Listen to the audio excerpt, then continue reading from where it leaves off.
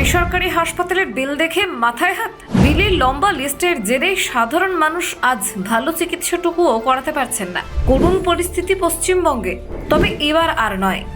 এবার এই ব্যাপারে কড়া পদক্ষেপ নিয়ে নিল রাজ্য। বিধানসভায় পেশ হলো ক্লিনিক্যাল এস্টাবলিশমেন্ট সংশোধনী বিল। সাধারণ মানুষ এই বিলের জেরে এবার থেকে হাঁপ ছেড়ে বাঁচবেন। দিতে হবে না এত এত টাকার বিল। কিন্তু জানেন কি এই ক্লিনিক্যাল এস্টাবলিশমেন্ট সংশোধনী বিল কি? দেখুন, পশ্চিমবঙ্গ সরকারের স্বাস্থ্য খাতে এক ঐতিহাসিক উদ্যোগের সাক্ষী থাকলো রাজ্যবাসী। দীর্ঘদিন ধরে রাজ্যের নাগরিক সমাজে একটা বড় অংশ অভিযোগ জানিয়ে আসছিল যে প্রাইভেট হাসপাতাল ও নার্সিংহোমগুলির অনেককেই চিকিৎসার নামে অতিরিক্ত বিল আদায় করছে। রোগী যখন হাসপাতালে ভর্তি হন তখন একটা নির্দিষ্ট প্যাকেজের কথা বলা হয়, কিন্তু পরে সেই খরচ যে কয়েক গুণ বেড়ে যায় তা অনেকেই বুঝতে পারেন না। কখনো কখনো রোগীর পরিবার চিকিৎসা সংক্রান্ত খরচের বোঝা বইতে না পেরে সর্বশান্ত হয়ে পড়েন।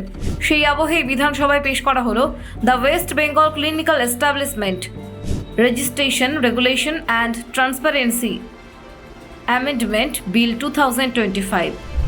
এই বিলটি উপস্থাপন করেন রাজ্যের স্বাস্থ্য প্রতিমন্ত্রী চন্দ্রিমা ভট্টাচার্য। তিনি স্পষ্টভাবে বলেন, চিকিৎসা ব্যবসা হতে পারে না, এটি মানুষের প্রতি সামাজিক দায়িত্ব।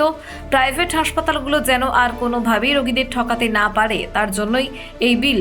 এদিন বিধানসভায় দাঁড়িয়ে মন্ত্রী জানান, সরকারের মূল লক্ষ্য রোগীর চিকিৎসার খরচ ও পরিষেবা নিয়ে স্বচ্ছতা এবং জবাবদিহিতা প্রতিষ্ঠা করা। বিলে উল্লেখ করা হয়েছে, কোনো প্রাইভেট হাসপাতাল বা নার্সিংহোম যদি কোনো নির্ধারিত প্যাকেজ অফারে রোগীকে ভর্তি করে তাহলে সেই প্যাকেজের বাইরে অতিরিক্ত কোনো খরচ চাপানো যাবে না, যদি না রোগীর পরিবার আগে থেকে লিখিতভাবে সেই বাড়তি খরচে সম্মতি দেয়। অনেক সময় দেখা যায় আইসিইউতে বাড়তি দিন, নতুন টেস্ট, অপারেশন, অতিরিক্ত সরঞ্জাম কিংবা বিশেষজ্ঞ চিকিৎসকের অনুরোধে খরচ অনেকটাই বেড়ে যায়। এই সমস্ত ক্ষেত্রে স্পষ্টভাবে রোগী বা তার পরিবারকে জানাতে হবে এবং অনুমতি নিতে হবে।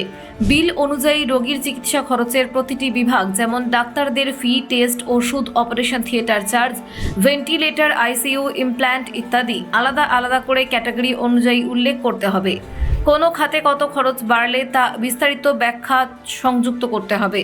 এই সংশোধনী বিলের আরেকটি গুরুত্বপূর্ণ দিক হলো রোগীর যাবতীয় চিকিৎসার নথি, যেমন prescription, diagnosis report, test report, discharge certificate digital ফর্মে সংরক্ষণ করা বাধ্যতামূলক করা হচ্ছে। অর্থাৎ কোনো হাসপাতাল বা নার্সিংহোমে চিকিৎসা গ্রহণের পর রোগী সহজেই সমস্ত রেকর্ড ইলেকট্রনিকভাবে দেখতে বা ডাউনলোড করতে পারবেন। এটি রোগীর অধিকার রক্ষায় একটি বড় পদক্ষেপ।